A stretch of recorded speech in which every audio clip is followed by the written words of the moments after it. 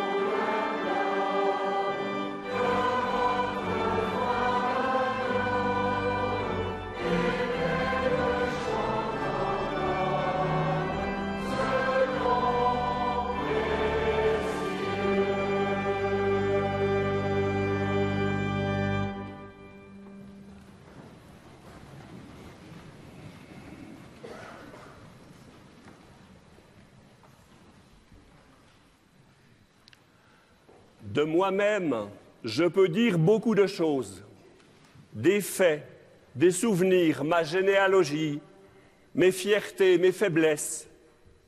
Je peux dire à grands traits l'enfant que j'ai été, dessiner le portrait de celui que j'aimerais être.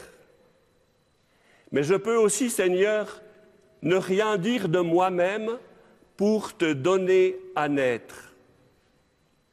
Toi qui es né dans le fatras d'une étable abandonnée, tu trouves ton confort dans les maisons ouvertes. Je t'ouvre la mienne, mon Dieu, enfant de Bethléem. Je ne te promets pas d'y trouver une demeure digne d'un roi, mais ce serait un honneur que dans tout ce fatras, tu te sentes chez toi. Au nom du Dieu vivant, soyez accueillis ici en ce matin de Noël par sa tendresse et sa paix. Vous les participants à ce culte, et vous qui nous rejoignez par la télévision et par la radio, ensemble célébrons celui qui a choisi d'habiter parmi nous et qui a pris chair en un jour comme celui-ci, changeant notre histoire et l'histoire de ce monde.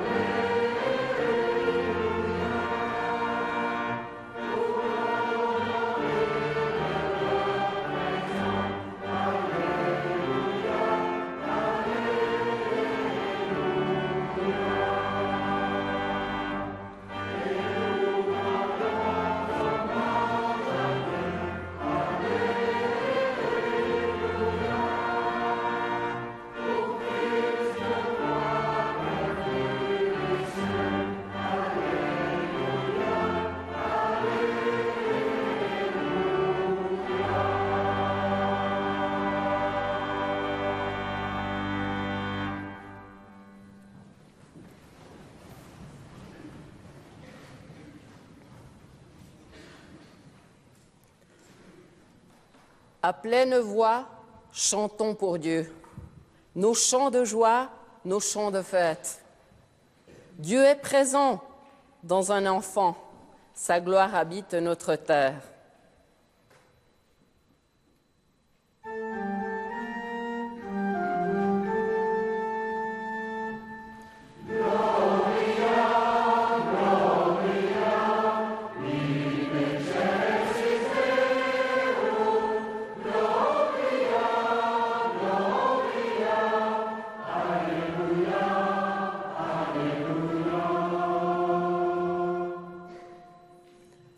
Ne pensons pas que Dieu se tait quand il se dit par sa naissance. Dieu est ici et tout est dit. Cherchons où lève sa semence.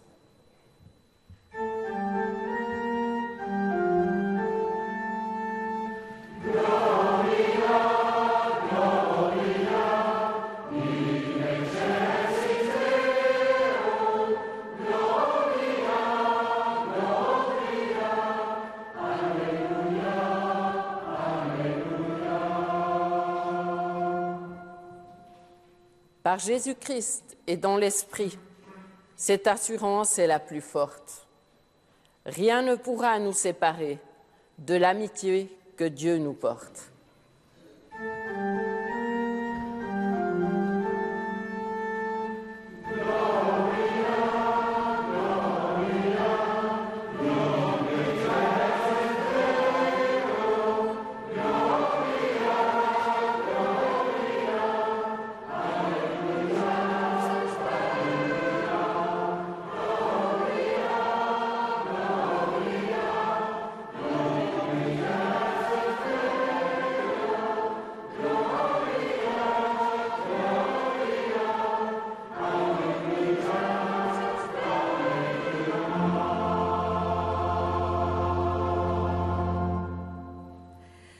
Jésus naquit à Bethléem, en Judée, à l'époque où Hérode était roi.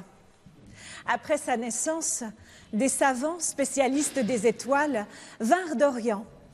Ils arrivèrent à Jérusalem et demandèrent « Où est l'enfant qui vient de naître, le roi des Juifs ? Nous avons vu son étoile apparaître en Orient et nous sommes venus l'adorer. » C'est le Noël de la tradition biblique, du moins une partie. Plusieurs acteurs de nos crèches sont absents de l'Évangile selon Matthieu. Les bergers, la chorale des anges du ciel, l'auberge qui ne reçoit pas la Sainte Famille. Matthieu montre comment la naissance de Jésus réalise les annonces des prophètes anciens. Un de ces éléments traditionnels dit que Jésus est mal reçu.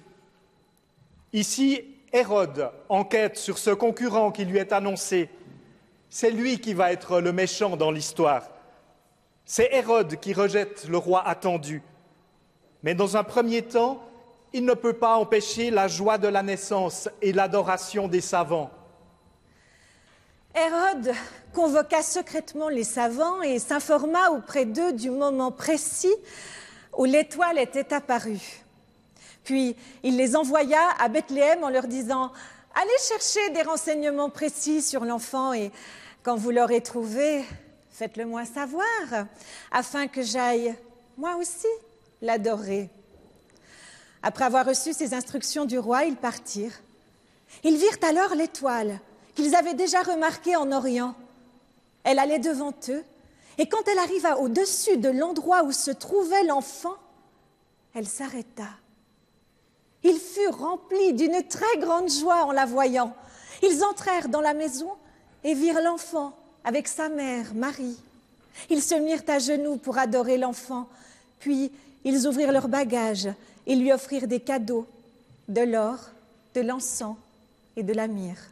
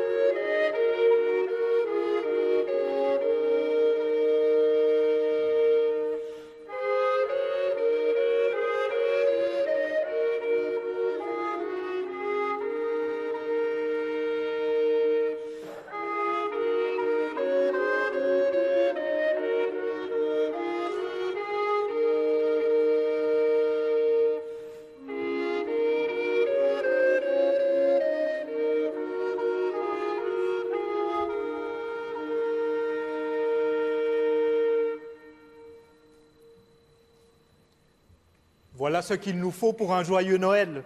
Les mages, l'étoile, les cadeaux, la joie. C'est comme si l'Évangile appelait les traditions familiales et commerciales de Noël.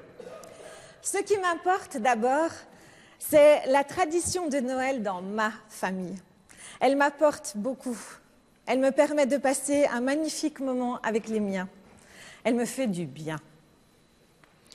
Je dis souvent que je n'aime pas Noël. Ça me fait plaisir de me joindre aux grognons. Je trouve que la tradition faiblit, qu'elle perd de sa signification. Du coup, il y a quelque chose d'étrange pour moi de prêcher aujourd'hui au matin de Noël pour autant de monde. Année après année, au moment de planifier les célébrations de Noël, j'ai proposé à mes collègues de supprimer Noël. Et oui, ça serait mieux de supprimer Noël. Ça serait une manière d'éviter de participer aux excès mercantiles de cette période. Ça serait une manière d'éviter les traditions sucrées un peu écœurantes. Ce serait une manière d'éviter la question de la sincérité ou de l'hypocrisie des sourires et des vœux de bonheur. Moi, j'aime Noël. J'aime l'attendre et préparer la fête parce que j'y vis la joie de la rencontre. J'aime recevoir mes proches et les faire participer à la préparation de la fête. Chacun apporte une partie du repas. Les cadeaux des membres de la famille expriment l'amour des uns pour les autres parce que chacun s'implique soi-même dans ce qui est offert. En réalisant soi-même son cadeau, chacun montre que le destinataire est important pour lui. Je ne sais pas ce qui me retient à Noël, parce que j'aime beaucoup la rencontre, la découverte de l'autre, le partage. Et année après année, en pensant aux fêtes, aux rencontres auxquelles je participe, je me dis qu'il s'y est passé de belles choses, que je m'y suis bien plu. Il y a beaucoup de bonnes choses dans ces traditions. Cela fait du bien de pouvoir se baser sur ce repère que peut devenir une tradition. Mettre en œuvre une tradition, c'est aussi une manière de se concentrer sur les relations entre proches. Quand je m'implique dans les préparatifs, j'essaye d'être attentive, à être en accord avec moi-même. C'est une base qui me permet de m'ouvrir à la rencontre et à l'autre.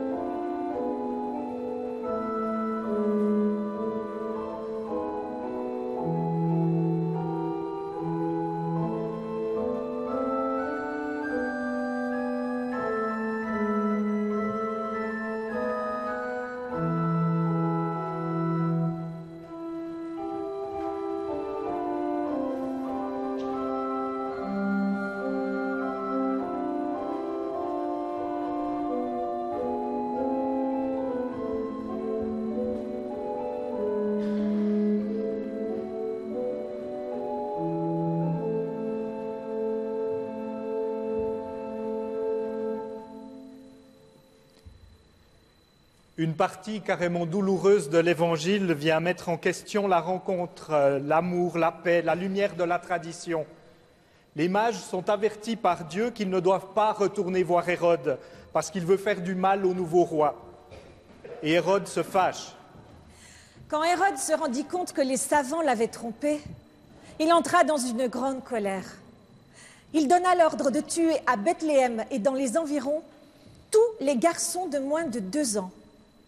Cette limite d'âge correspondait aux indications que les savants lui avaient données. Ça saigne dans l'Évangile selon Matthieu. Dans le récit de Luc, la porte n'est pas grande ouverte non plus. Il rapporte que Joseph et Marie, sur le point d'accoucher, ne sont pas reçus dans la maison où logent les voyageurs. Ici, Matthieu aimerait montrer que les événements réalisent d'anciennes annonces. Alors se réalisa ce qu'avait déclaré le prophète Jérémie. On a entendu une plainte à Rama, des pleurs et de grandes lamentations. C'est Rachel qui pleure ses enfants. Elle ne veut pas être consolée car ils sont morts. Noël n'est pas seulement la beauté d'une tradition qui revient. Les humains se blessent entre eux. Les réunions de famille se passent mal parfois. Telle tante préfère dénigrer son frère, tel cousin montre son désintérêt pour la rencontre en choisissant les excès de boisson, l'agressivité. Un deuil, une rupture vient remettre en cause l'équilibre familial. Cela fait craindre que la rencontre ne pourra plus avoir lieu. La tradition semble devoir entrer dans les souvenirs plutôt que rester dans les projets. Hérode fait semblant de s'intéresser à la quête des savants qui cherchent à honorer la naissance du nouveau roi. En fait, les habitants connaissent bien la réputation de ces violentes colères. La moitié d'entre eux pourraient jouer le rôle de l'ange qui vient avertir les savants de prendre un autre chemin et de ne pas repasser au palais pour donner des nouvelles au roi orgueilleux et colérique. L'évangile de Noël annonce une bonne nouvelle, une de ces nouvelles qui mettent en joie, qui inaugure une période d'amour et de paix. Et l'histoire du monde et les colères des puissants et de Dieu lui-même parfois viennent contredire année après année ces attentes de paix. Comme pour les bébés sous les coups du roi Hérode, il nous semble que la paix annoncée est toujours contredite par la mort et les blessures. Pourquoi le miséricordieux doit-il d'abord faire mourir? Pourquoi la volonté de bien faire est régulièrement réduite à la misère dans trop de situations? Pourquoi le Proche-Orient, le berceau des religions monothéistes, est-ce qu'il est baigné de sang depuis des siècles et des millénaires? Les extrémismes font peur, blessent et font mourir. Les égoïsmes et la méfiance appauvrissent le partage. La haine et les destructions obligent à de nouvelles fuites. De nouveaux refuges sont toujours nécessaires. Les blessures des femmes et des hommes ne disparaissent pas comme par enchantement parce que c'est Noël et que cela doit être beau, plein de paix, d'amour. Vous savez bien que vous traversez la fête avec tout cela en vous. La douleur des blessures et l'attente de la douceur et de la paix. Noël est un calvaire pour tant de femmes et d'hommes qui n'ont plus personne autour d'eux, qui ont subi de telles pertes ou de tels revers qu'ils ne sentent plus rien d'autre que la souffrance et la solitude. Et c'est d'autant plus fort et douloureux dans ces périodes où tout dit autour de nous que c'est le moment de la joie et de la paix. L'évangile de Noël est la promesse d'une présence, pas un baume ou un cataplasme qui cache la souffrance pour un moment. Cette douleur reste bien présente à ceux qu'elle touche. Je suis ému et émerveillé de voir vivre ces personnes blessées qui reçoivent le Christ à Noël, mais aussi dans tous les moments de la vie, comme venant habiter ce qui fait souffrir, ce qui nous est difficile, ce qui fait mourir. Même nos fêtes sont parfois des défaites. Et le Christ de vie s'y montre présent.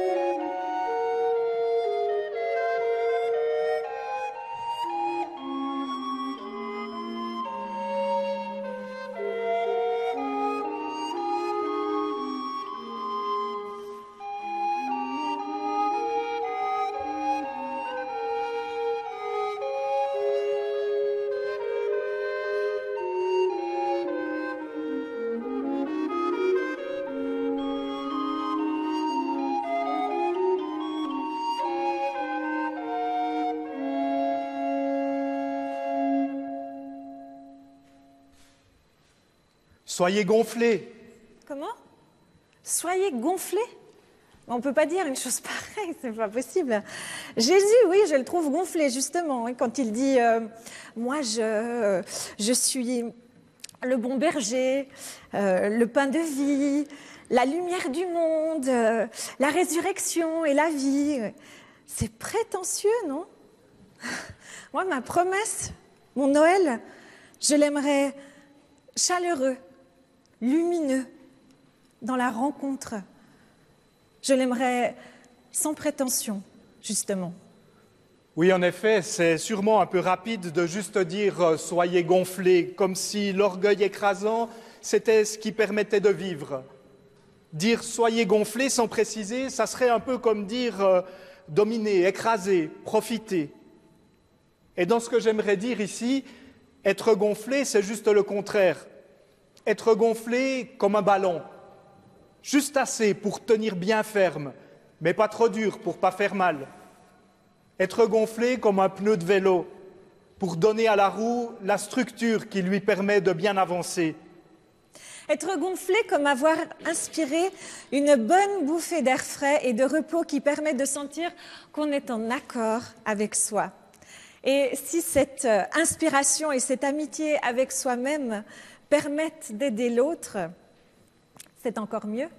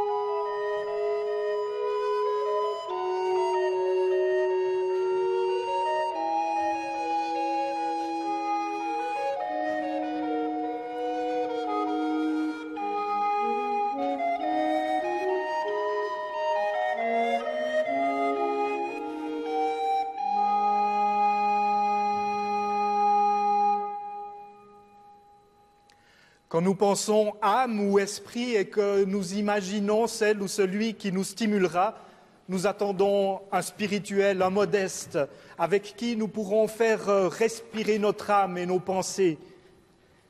Et c'est bien lui, le Jésus que je rencontre dans les évangiles. Il est attentif aux besoins basiques de celles et ceux qui croisent son chemin. Il est assez anticonformiste pour veiller à ce que les institutions en place agissent pour la vie des personnes et il ne se gêne pas de s'opposer à leur pouvoir quand ce pouvoir ne fait rien que se nourrir lui-même plutôt que de servir la vie. Ici, j'aimerais inviter l'évangile de Noël selon Luc. Il propose ce souffle, cette lumière, cette ouverture qui peut nous inspirer sans orgueil, qui regonfle notre amour de la vie, des autres et de la rencontre. Un Noël divin, en fait. L'ange leur dit « N'ayez pas peur, car je vous apporte une bonne nouvelle qui réjouira beaucoup tout le peuple. Cette nuit, dans la ville de David, est né pour vous un sauveur. C'est le Christ, le Seigneur.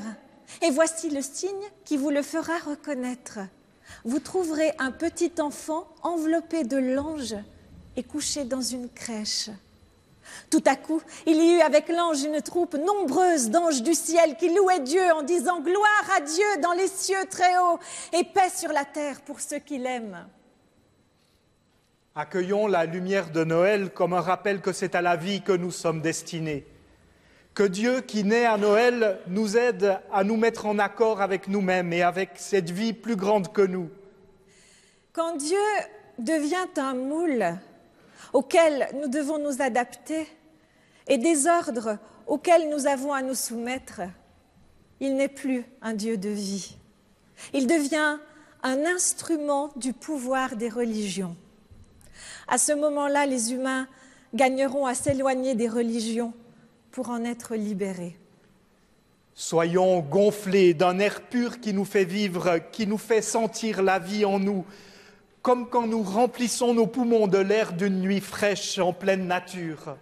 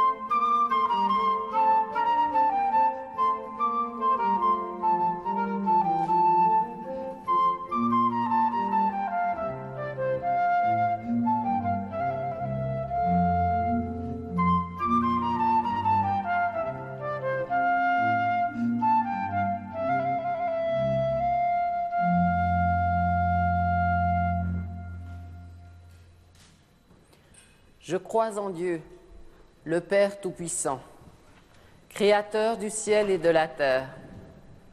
Je crois en Jésus-Christ, son Fils unique, notre Seigneur, qui a été conçu du Saint-Esprit et qui est né de la Vierge Marie. Partì sotto Ponzio Pilato, fu crocifisso, morì e fu sepolto. Discese agli inferi, il terzo giorno risuscitò da morte, salì al cielo. Siede alla destra di Dio Padre Onnipotente, di là verrà a giudicare i vivi e i morti. Ich glaube an den Heiligen Geist, die heilige allgemeine Kirche, Gemeinschaft der Heiligen, Vergebung der Sünden, Auferstehung der Toten und das ewige Leben. Amen.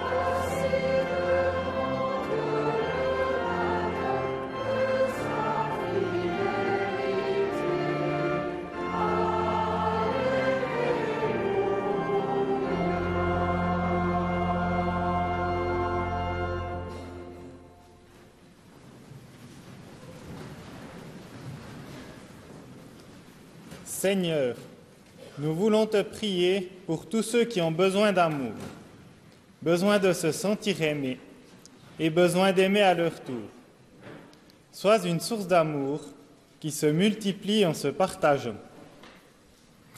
Nous voulons aussi te prier pour nous tous, à la fois donneurs et receveurs, tristes et joyeux, bourreaux et victimes, parfois si puissants et parfois si insignifiants. Donne-nous ton cœur de petit enfant doux et confiant, si fragile dans sa crèche, mais si grand pour ceux qui s'attendent à toi. Seigneur, nous te remettons tous nos frères et nos sœurs malades, seuls et pour qui il est difficile de garder l'espoir d'un jour nouveau. Révèle-toi à eux, afin qu'ils puisent en toi la foi et l'espérance, et qu'ils puissent témoigner de ta grandeur. Seigneur, j'aimerais te remettre tous ceux qui ont le cœur blessé. Aide-les, s'il te plaît, à se soigner et donne aux gens qui leur sont proches la force et l'imagination de les soutenir le mieux possible. Seigneur, merci pour les faiseurs de paix.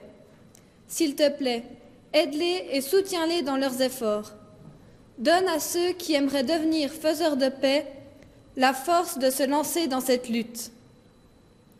Seigneur, nous te remettons aussi les cœurs joyeux qui rayonnent autour d'eux. Donne-leur la force et l'énergie de partager ton amour et ta grâce, qu'ils puissent illuminer les lieux sombres où l'espoir n'est plus. Amen.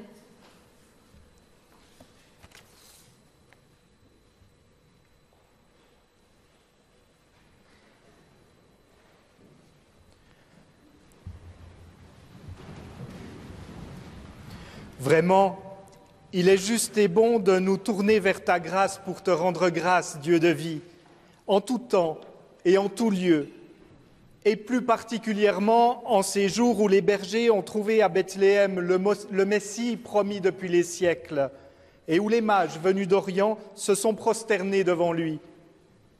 Oui, tu as tenu tes promesses, plus vastes que le ciel et la terre, et qui tiennent toutes dans ce petit enfant couché dans une crèche. Avec les anges et tous les saints, nous célébrons ta gloire en chantant « Saint est le Seigneur ».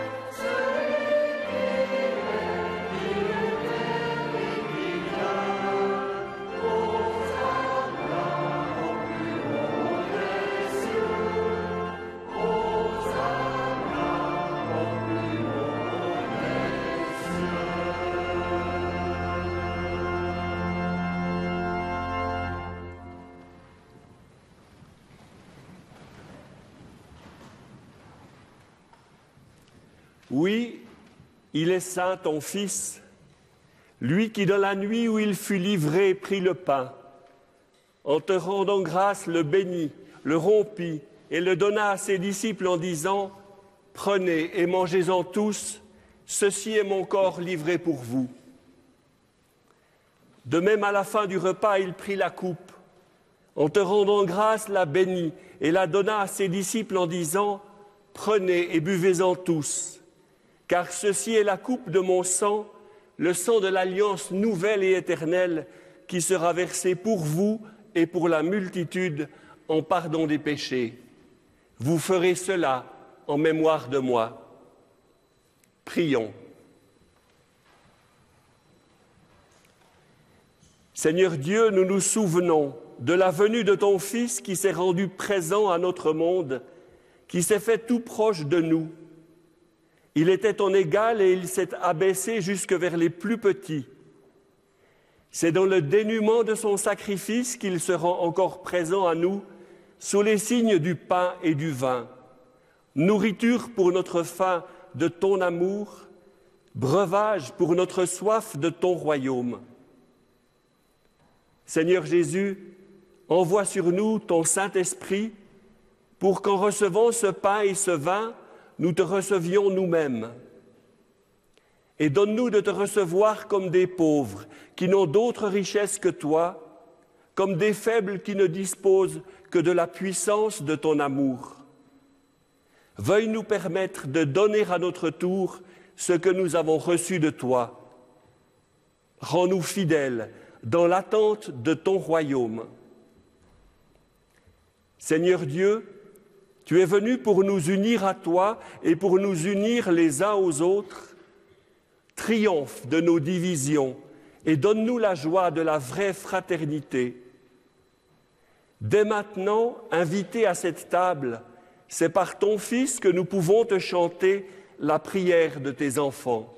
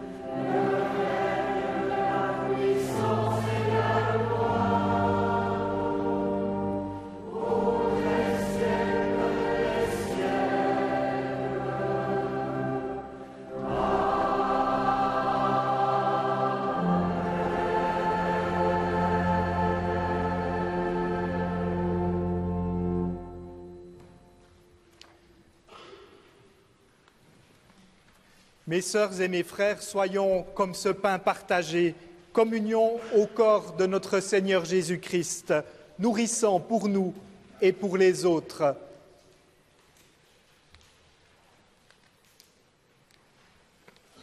Soyons comme cette coupe offerte, communion au sang de notre Seigneur Jésus-Christ.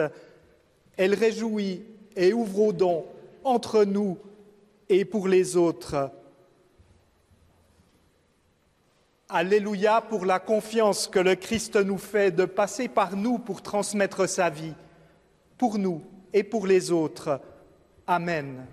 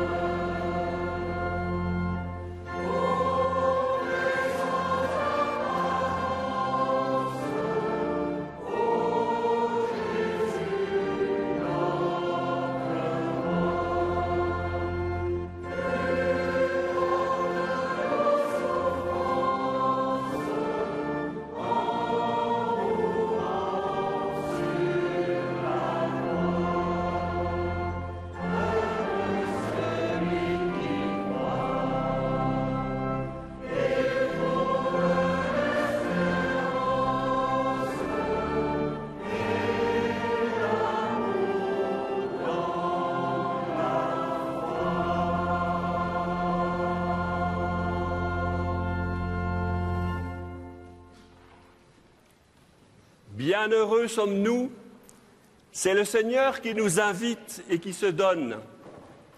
La table est prête et mise. Sœurs et frères, venez. Le pain est partage et bonté.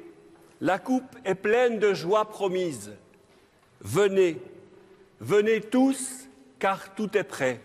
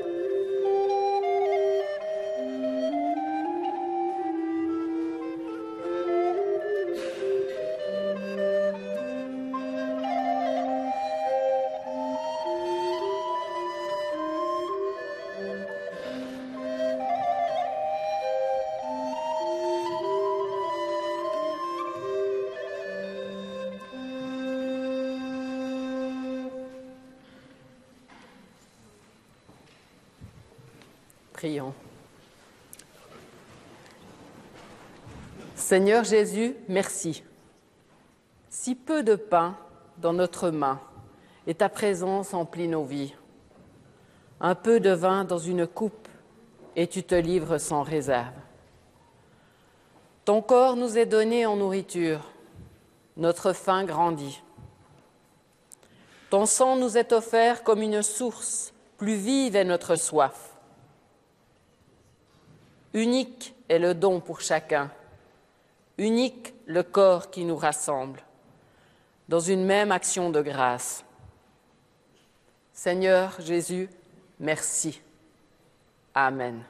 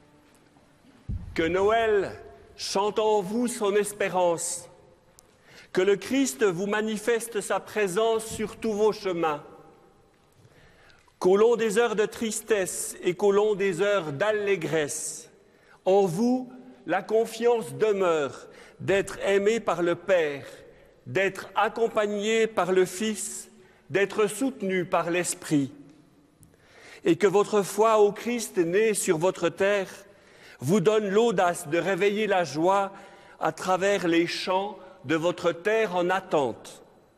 Que Dieu, 3 fois saint et miséricordieux, nous bénisse et nous garde, lui qui est Père, Fils et Saint-Esprit. Amen.